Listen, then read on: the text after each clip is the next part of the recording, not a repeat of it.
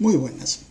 Este 11º comentario es sobre la filosofía sistemática y viene a cerrar el ciclo de estos 4 comentarios últimos, uno sobre la idea general de sistema, otro sobre los sistemas aplicados a las técnicas y tecnologías, otro sobre los sistemas aplicados a las ciencias y este último sobre la idea de sistema aplicada a la filosofía. Y como los anteriores, pues también exige de alguna manera haber escuchado el comentario número 8, donde se habla de la teoría general de sistemas, ¿no? Porque Gustavo Bueno siempre ha dicho, que siempre afirmó que una verdadera filosofía tiene que ser una filosofía sistemática, porque la filosofía que es parcial, que es sectorial, que es regional, que no tiene un sistema, pues sería una filosofía siempre adjetiva, una filosofía al servicio de esa región o de ese sector o de esa parte de la realidad. Sin embargo, como ya argumenté, Gustavo Bueno no llegó a tener una idea de sistema clara y completa. Su idea de sistema era oscura porque tenía ese problema con las totalidades atributivas y distributivas, y yo creo que haber ido probando que los sistemas pueden ser tanto atributivos y distributivos, y pueden tener también partes bases atributivas y distributivas. Y su idea era incompleta porque no llegó a definir la necesidad de que hubiera sistematizadores para que hubiera sistema, y entonces de esa manera no se entendía muy bien cuáles eran los procedimientos que eran los responsables del arreglo sistemático. Bien. En todo caso, en el libro ¿Qué es filosofía?, de Gustavo Bueno, de 1995, Bueno distinguió 4 tipos de filosofía. La filosofía exenta, con sus 2 variantes, que son la filosofía histórico-doxográfica y la filosofía dogmática metafísica, y luego la filosofía implantada en el presente, también con 2 variedades, que es la filosofía adjetiva y la filosofía crítico-sistemática. Y toda esta clasificación, que yo no voy a exponer aquí porque es muy de uso normal y se puede consultar en muchos sitios, entre otras partes en ese libro de ¿Qué es filosofía?, que está en internet, pues él defendió que la filosofía tendría que ser crítico-sistemática, y que porque tiene que ser una filosofía que esté implantada en el presente histórico, o sea que esto es el materialismo histórico aplicado a la filosofía, y no tiene que ser adjetiva, porque si es adjetiva es parcial, etcétera, y está al servicio de una determinada parcela de la realidad o de una determinada institución. Entonces, el asunto es que hay que construir un sistema filosófico, y que ese sistema filosófico pues tiene tanto aspectos propositivos claramente antrópicos, o sea, claramente que giran alrededor del hombre, y tiene otros aspectos pues que no giran alrededor del hombre, ¿no? Bien, entre los principios esos prácticos que giran alrededor del hombre, pues está todo lo que tiene que ver con la antropología, con la ética, con la moral y con la política, etcétera, etcétera. Y los otros pues tendrían que ver más, pues a lo mejor pues con la filosofía natural, con la cosmología, con la ontología general y cosas por el estilo, ¿no? Bien. Entonces, la cuestión es la siguiente, es que en la idea de sistema que yo he expuesto en el comentario 8, los sistemas tienen unas partes, unas subpartes, la relación entre las partes se da a través de las subpartes, y tiene que haber unos sistematizadores, y esos sistematizadores quedó claro dicho que son, en el caso de las ciencias, los principios y los teoremas, y en el caso de las técnicas y de las tecnologías, y en general de los saberes prácticos que son sistemáticos, pues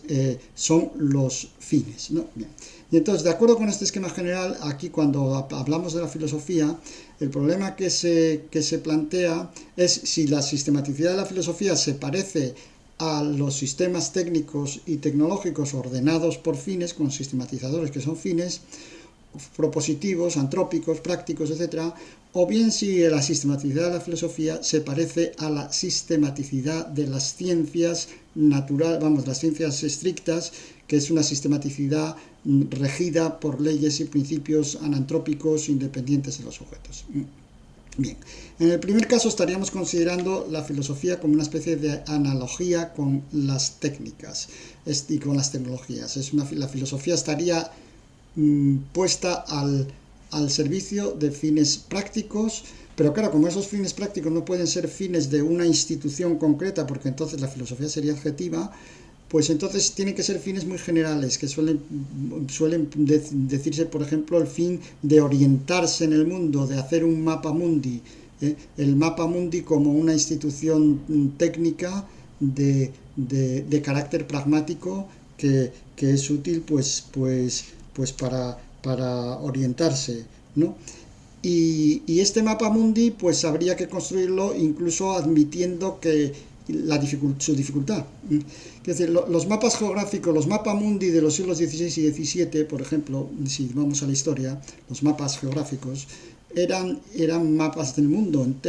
íntegro, de todo el orbe, aunque fueran incompletos, aunque fueran inexactos, aunque fueran parcialmente erróneos, pero no se les puede negar su intención sistemática y su voluntad mundial de exhaustividad frente a los mapas regionales o a los portulanos o lo que fuera, ¿no? Del mismo modo, pues se podría admitir que los sistemas filosóficos construyen un mapa mundi, tanto los pasados como los presentes, y que ese mapa mundi, aunque sea incompleto, pues es un proyecto de mapa, un proyecto sistemático, y que ese proyecto pues tiene sentido aunque no se logre completar íntegramente, ¿no? Esta manera de entender la filosofía ligada a las técnicas, ligada a la orientación, al mapa mundi, a cuestiones pragmáticas de orientarse en el mundo, etcétera, etcétera, acerca el oficio del filósofo pues al del moralista, al del político, al del pedagogo, y podría coordinarse pues quizá con la famosa pregunta de Kant de qué es lo que debo hacer, ¿no? Aunque por supuesto la respuesta a esta pregunta no tiene por qué venir por las vías idealistas trascendentales de Kant, ¿no? Bien, la otra manera de entender la sistematicidad de la filosofía es comparar la filosofía a las ciencias y por tanto los sistematizadores pues algo así como a teoremas o principios que actuarían en los sistemas filosóficos, ¿no? Bien. Pero esto tiene muchos problemas. El problema es que sabemos claramente que la filosofía no es una ciencia, sabemos que la filosofía no tiene cierre categorial, que no tiene campo, que no llega a constituir un campo ontológico propiamente,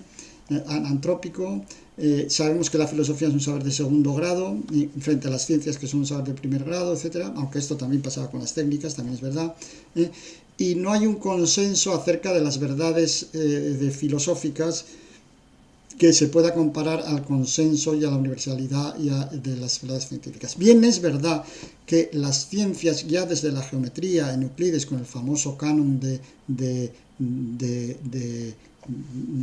Platón, ¿no?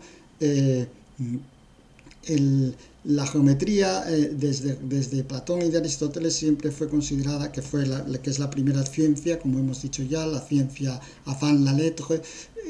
la ciencia estricta avant la lettre. Esta geometría siempre fue considerada como el canon de la filosofía. Y luego ya cuando aparecieron las ciencias positivas modernas, las del siglo XVII, XVIII y XIX, pues esas ciencias también estrictas han sido tomadas muchas veces como el canon de la racionalidad filosófica.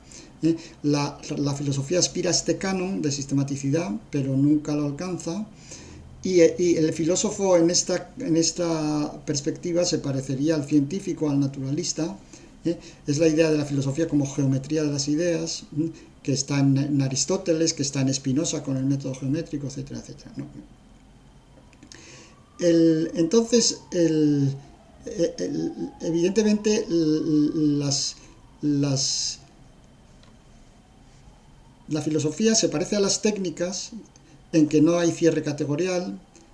aunque en las técnicas hay cierre operatorio y en la filosofía ni siquiera hay cierre operatorio, ¿no? Bien.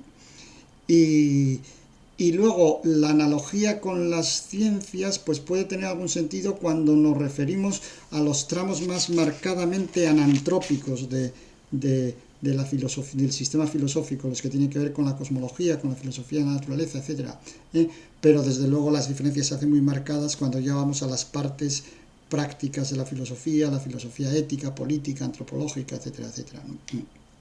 Bien, en todo caso lo que no hay que perder de vista, porque esto es importante también, digo, para no perdernos dentro de todas estas comparaciones, es que, al margen de estas comparaciones con todos estos límites que estoy intentando definir y que es más plantear problemas que resolverlos, como estamos viendo, pero aparte de todas estas comparaciones,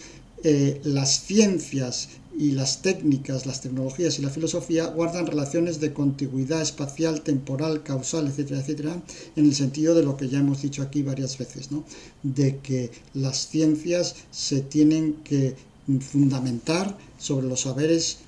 firmes, la filosofía se tiene que fundamentar sobre los saberes firmes de las ciencias, incluso de las tecnologías y de las técnicas.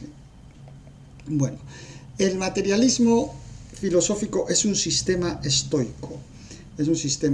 Epícteto, en las famosas disertaciones, el famoso filósofo estoico, afirmó que debemos hacer lo mejor con las cosas que están en nuestro poder y tomar el resto como las presenta la naturaleza. Y Ibn Gabirol, en su selección de perlas, que es un filósofo hispano-judío del siglo XI, formuló también la misma idea cuando dijo que a la cabeza de todo entendimiento está conocer lo que puede y no puede ser, y el consuelo de lo que no está en nuestro poder cambiar. O sea, que aquí la idea es que hay una terca realidad que no se puede cambiar, que es la que viene determinada por las ciencias físico-naturales y por las leyes naturales necesarias, y a la cual lo único que uno puede hacer es plegarse y tenerlas en cuenta. Y luego que hay una parte de la realidad que sí las categorías del hacer, que diría bueno, ¿no? Que sí son cambiables, ¿no? Y esto pues tiene que ver también con la famosa proposición tercera de la parte cuarta de la ética de Spinoza. En esta proposición tercera de la cuarta parte de la ética de Spinoza, en la traducción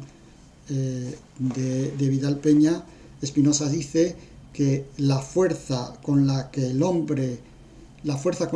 persevera en la existencia es limitada y resulta infinitamente superada por la potencia de las causas exteriores. O sea que hay una serie de cosas que superan nuestra firmeza y nuestra capacidad de actuar. Esto tiene que ver también con el famoso brocardo de Marco Aurelio en el libro cuarto de las Meditaciones, que tanto citaba Bueno y que tanto citan los estoicos y los materialistas, ¿no? Ho cosmos aloios is hobios y polepsis, en el universo mudanza y en la vida humana firmeza, ¿no? Entonces, el sistematismo del sistema filosófico del materialismo es estoico, evidentemente. Hay una parte que no se puede cambiar de la realidad, que es precisamente la de las categorías anantrópicas, la de la necesidad, los procesos que son necesarios y que conocemos por las ciencias, etcétera, etcétera, y que son independientes del sujeto, repito una vez más. Y luego hay otra parte en la que sí tenemos capacidad de cambiar, y precisamente la filosofía, una de las tareas que tiene es discernir cuáles son aquellos asuntos que son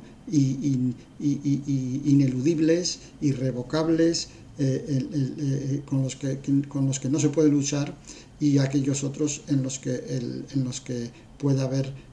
una posibilidad de actuación práctica. Bueno, luego hay otra manera de entender el sistematismo de la filosofía, que es como un sistematismo procedimental. Bien, de esto yo no hablé en el capítulo 8, pero lo tengo que introducir aquí. No hablé en el capítulo 8 porque no era necesario en aquel contexto. Los sistemas el sistematismo puede entenderse de una manera objetual cuando, por ejemplo, la máquina de vapor es un sistema, como intenté mostrar en el comentario número 9, pero tienen también un momento subjetual que es procedimental, que es metodológico. Aquí el sistematismo no es el producto, sino que es la actividad incesante del procedimiento, ¿no? En el momento subjetual, la sistematicidad se puede entender como una metodología, como un procedimiento, que no es un producto terminado, sino que es una actividad incesante. una metodología que va normalmente dirigida a la consecución de un fin, como puedan ser, por ejemplo, pues que son los procedimientos, de un sistema jurídico, o los procedimientos filosóficos que persiguen una exhaustividad, un compromiso de no dejar nada fuera, un compromiso de seguir pensando y seguir filosofando sin detenerse ante la revelación divina o ante una experiencia privada, por intensa que sea, o ante la autoridad de un autor, por importante y relevante que sea, ¿no? Entonces hay que seguir filosofando por encima de... no hay límites, y hay que seguir este sistematismo procedimental, que es análogo al que utilizan los científicos para asegurarse de que controlan íntegramente el campo sobre el cual están operando, ¿no? Entonces la filosofía, ya sabemos, no logra un consenso universal sobre sus verdades, y esta sistematicidad procedimental pues es clasificar, ordenar, comparar nuestras posiciones filosóficas con las de los autores del pasado, con las del presente, hacer una teoría de teorías, y tomar en consideración las teorías de los demás. Y entonces, en este sentido, la historia de la filosofía no tiene solamente un valor arqueológico o histórico, sino que tiene un valor neotológico, un valor actual, porque este sistematismo procedimental implica considerar las discusiones que haya sobre los temas filosóficos que se están tratando, su historia, y que la novedad que uno puede aportar pues siempre es relativa con respecto a las posiciones ya existentes y a su clasificación, ¿no? Entonces podríamos decir, resumiendo, vamos a ver, porque esto va un poco raro. Resumiendo lo dicho hasta aquí, se podría decir que cuando la filosofía se considera en la perspectiva antrópica, pues se parece a las técnicas, está regida por fines, y es el caso, por ejemplo, de la filosofía como un mapa mundi para la acción, una filosofía pues que se acerca, ya digo, a la del moralista, la del político, es la filosofía de Platón, de Kant, de Marx, etcétera, etcétera. Cuando la filosofía se considera desde el punto de vista anantrópico, pues entonces el sistema filosófico está compuesto de las diferentes disciplinas filosóficas, la ontología, la gnoseología, la cosmología, la antropología, cada una con sus partes, y a través de esas partes tienen que estar coordinadas sistemáticamente, ¿no? Por principios, por ejemplo, el principio de Simploqué en Platón o en el materialismo, el pluralismo ontológico y gnoseológico del materialismo, etcétera, etcétera, ¿no? Aquí el filósofo se parece más al científico o al naturalista, es la filosofía entendida a la manera de Aristóteles, etc. Y luego la filosofía también, el sistematismo puede entenderse también de una manera procedimental, en donde hace falta hacer una clasificación, una teoría de teorías sistemática de las ideas y de los conceptos que estamos tratando, intentando ser exhaustivos, para considerar críticamente las doctrinas que hay sobre un asunto y para colocar nuestras posiciones en el contexto de esas doctrinas sobre el asunto, etcétera, etcétera, ¿no? Bueno, otra cosa que quisiera tratar en este comentario es la diferencia entre la filosofía sistemática y la filosofía dogmática. Bien, esto es una cuestión que es interesante porque recorre varios campos, diríamos, diferentes, ¿no? En la historia de la filosofía hay una falsa dicotomía entre lo que es, y ahora explico por qué falsa, entre lo que se da por entender como un modo de proceder dogmático, que procedería desde los principios hasta los datos, sería ex principis desde los principios, hasta las consecuencias y los datos y las cuestiones empíricas, y otro modo de proceder supuestamente empírico, a posteriori, diríamos, que va de abajo arriba y que ex datis, que procede de los datos y va hacia los principios más generales, ¿no? Sería un sistema a priorístico deductivo y un sistema posteriorístico inductivo, etcétera, ¿no? Y entonces se suele poner a las ciencias formales como un ejemplo de sistema deductivo, ex principis, porque así se suelen exponer en los libros, mientras que las metodologías de las ciencias naturales serían empíricas porque partirían de los datos, etcétera, etcétera. Bueno, todo esto es una confusión muy grande, como vamos a ver. Esto también se aplica al derecho. Se aplica al derecho por ejemplo, se suele establecer una diferencia entre los sistemas continentales, que serían principialistas y empezarían por los principios y decidirían las constituciones, etcétera, etcétera, las leyes más generales, y de ahí se seguirían las leyes particulares y los reglamentos, frente al sistema anglosajón, que se dice, en donde no hay constitución, no hay principios generales, y entonces es más empirista, más casuístico, etcétera, etcétera, etcétera. Y también esta cuestión que se aplica, ya digo, a la filosofía, se aplica a la ciencia, ciencias formales frente a ciencias naturales, se aplica a los sistemas jurídicos continentales frente a anglosajones, se aplica también a la ética, a las éticas consecuencialistas frente a las éticas principialistas. Las éticas principialistas, en teoría, ya digo que todo esto es un barullo, pero bueno, empezarían desde los principios y irían a su aplicación, mientras que las éticas consecuencialistas pues partirían de los datos empíricos, de las consecuencias, etcétera, etcétera, etcétera. Todo esto es un invento en general para reivindicar pues el empirismo, reivindicar el modo anglosajón de hacer jurisprudencia, o las éticas consecuencialistas, etcétera, etcétera, ¿no? Yo creo que todas estas dicotomías, sinceramente, a mí me parecen muy falsas, muy artificiosas, porque en cualquier filosofía, en cualquier ciencia, en cualquier sistema jurídico, en cualquier sistema ético que no sea metafísico y que esté engranado con la realidad, hay un continuo ir y venir entre los principios, entre los fenómenos, los conceptos y las ideas y los principios para volver a los fenómenos en un circuito que no se puede detener. Y en el momento que se detiene, pues entonces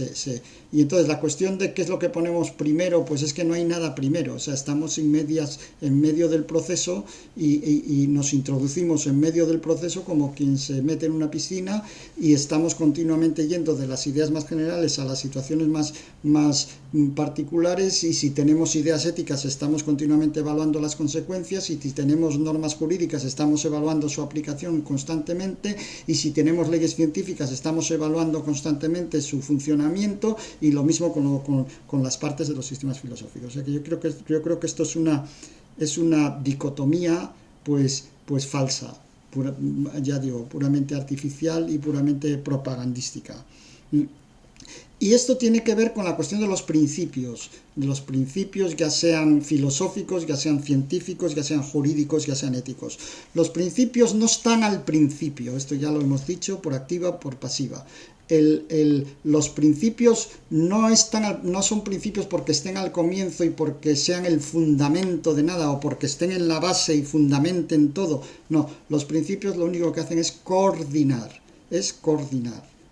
coordinar las partes del sistema filosófico, los teoremas del sistema científico, las leyes y las partes del sistema jurídico y los problemas del sistema ético. Lo que hacen es coordinarlos unos con otros. Y si no hay principios, no hay coordinación. Y entonces lo que hay es un saber como disperso. Entonces, los principios no implican dogmatismo. Los principios son necesarios porque hay que establecer esa coordinación. Son dogmáticos cuando, por lo que sea, alguien considera que no se pueden cambiar, pero eso ya es otra cuestión, porque nosotros no consideramos que los principios filosóficos, ni científicos, ni mucho menos jurídicos, ni éticos, etcétera, no se puedan cambiar. Por supuesto que se pueden cambiar, se pueden revisar y están continuamente sujetos a una posible revisión, ¿no? Entonces, lo que quiero decir es que la existencia de principios no implica ningún fundamentalismo ni ningún dogmatismo. El dogmatismo lo tiene el que lo tiene, es decir, el que dice estos principios no se pueden cambiar porque son revelados, porque son eternos, porque son de fulanito y fulanito siempre tenía razón, etcétera, etcétera. No, ese es el dogmatismo. El dogmatismo es no querer revisar los principios cuando hace falta. Pero los principios son necesarios porque si no hay principios, entonces las partes del sistema filosófico, las partes de la ciencia, las partes del sistema jurídico y las partes pues no quedan coordinadas, queda todo como unos miembros separados y faltos de coordinación. Quiero decir que la filosofía sistemática, por tanto, no debe confundirse con la filosofía dogmática, y que el sistematismo no dogmático de la filosofía surge porque hace falta coordinar las tesis mantenidas en los diferentes problemas, en las diferentes partes de la filosofía, y pues para que se coordinen unas con otras y sean más o menos coherentes, porque si no lo que estamos haciendo es una filosofía parcial, regional, incoherente la de unas regiones y la de unas partes con las de otras. Entonces por eso hacen falta esos principios que son coordinadores, Y hace falta hacer unas teorías de teorías en el sistematismo procedimental, en donde tengamos un mapa más o menos general de los asuntos y de las opciones, etcétera, etcétera, y esto no es dogmatismo en absoluto, ¿no? Bueno, como esto va muy largo ya, voy a terminar haciendo unas pequeñas reflexiones sobre el significado de la idea de sistema en la historia de la filosofía, porque esto es una discusión también que viene de un libro de Brücker del siglo, un par de libros de Brücker del siglo XVIII, Kurze Fragen der philosophischen Historie y la historia crítica filosofía, en donde Brücker aplicó la idea de sistema a la filosofía clásica alemana y luego al estudio de la historia de la filosofía. Y esta teoría de Brücker, que por supuesto es muy criticable en muchos aspectos, ha sido criticada precisamente porque concretamente por un autor ha sido muy criticada por un autor que es Leo Katana, en un par de artículos de The Concept System of Philosophy y otro sobre Plotino. Son artículos recientes del año 5, del año 14, etc., diciendo que es un anacronismo aplicar la idea dieciochesca de Brücker de sistema a las filosofías antigua y medieval. Es verdad que la idea de sistema es una idea moderna, y por supuesto no la tenía Aristóteles, ni la tenía Platón, ni la tenían los filósofos medievales, ni renacentistas, ni modernos. Pero eso no quita para que, quiero decir, no la tenían formulada como la formulamos nosotros, pero eso no quita para que el Aristóteles, como digo, tiene la idea de ciencia en sentido segundo como conjunto de proposiciones derivadas de principios, que es una manera una manera oblicua, deformada, si se quiere, de manejar una idea de sistema, que es el sistema de la geometría de Euclides, ¿no? Y esa geometría de Euclides y esa sistematicidad propia de la geometría de Euclides es la que Aristóteles y Santo Tomás y Leibniz y Spinoza y Kant, etcétera, tratan de aplicar a la filosofía, ¿no? Entonces quiero decir que tampoco es tan anacrónico aplicar la idea de sistema porque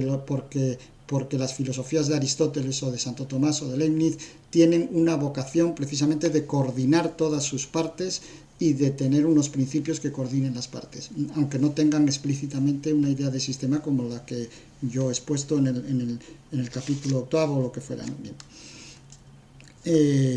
Desde luego no hay un sistema axiomático universal, ni hay ni lo puede haber analítico, coherente con todas las verdades, ¿no? El sistematismo de la filosofía no puede entenderse de esa manera logicista, axiomática, deductiva, como lo entendió Brücker y como lo entiende Katana en la crítica de Brücker, o como lo entendió el propio Kant, y como lo entienden los neokantianos contemporáneos también, porque la filosofía no es una ciencia axiomatizada, no es una ciencia formal. El sistema filosófico no es un sistema axiomático, ni es un sistema formal, ni es axiomatizable, ni se puede poner en una forma formalizada, ¿no? La idea que estamos aplicando aquí de sistema no es una idea formalista, como ya hemos visto en el vídeo 12, en el vídeo octavo, y es otra cosa diferente, es que hay unas partes de la filosofía, unos problemas filosóficos, hay que coordinarlos a través de sus partes, y hacen falta unos principios prácticos y teóricos para coordinarlos, y esos principios prácticos y teóricos son los sistematizadores, lo mismo que los principios de la mecánica de Newton, los principios de la química clásica de Lavoisier, de Dalton y Proust, o los principios de la geometría, están hechos no porque sobrevuelen los teoremas, no porque sean anteriores a los teoremas, no porque fundamenten lógico-formal los teoremas, sino porque lo que están actuando por dentro de cada teorema, están actuando dentro de cada teorema, están actuando a través de las partes de los teoremas, porque esos principios salen de los teoremas. Salen de los teoremas porque salen de la necesidad de coordinar los teoremas. Y lo mismo ocurre en el sistema filosófico. Un sistema filosófico que es algo así como ese infinito mapa del que hablaba Jorge Luis Borges refiriéndose a Spinoza, es una red es un sistema que es una red de codeterminaciones mutuas de las partes, no es una pirámide deductiva, desde luego, ni es un sistema axiomático deductivo, ni nada por el estilo. Entonces,